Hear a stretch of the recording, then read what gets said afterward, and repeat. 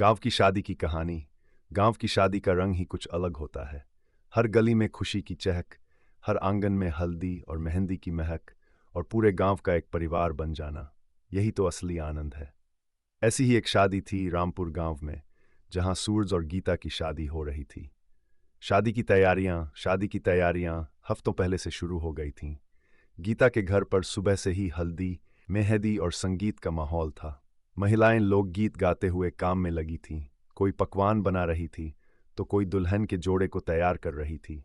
गांव की सहेलियां गीता को चिढ़ातीं, तो वह शर्म से लाल हो जाती। दूसरी ओर सूरज के घर बारात की तैयारी हो रही थी। घोड़ी पर बैठने का सपना पूरा होने जा रहा था और दोस्त उसकी बारात की शान बढ़ाने के लिए तैयार थे।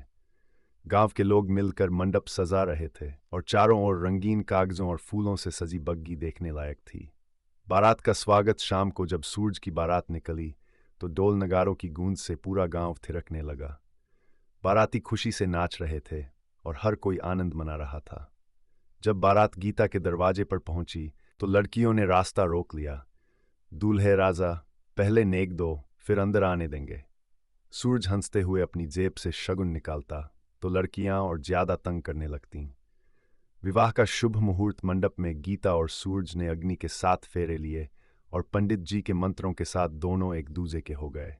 जैसे ही मंगलसूत्र पहनाया गया और सिंदूर लगाया गया, गांव की औरतें खुशी से मंगल गीत गाने लगीं। माता पिता की आंखों में खुशी और विदाई की हल्की उदासी थी। विदाई और नई शुरुआत सुबह होते ही विदाई का समय आ गया। गीता की आंखों में आंसू थे, लेकिन मन में नए जीवन की उत्सुकता भी थी। गांव की सभी महिलाएं उसे गले लगाकर आशीर्वाद दे रही थीं। सूरज ने प्यार से गीता का हाथ थामा और दोनों अपने नए सफर की ओर बढ़ चले।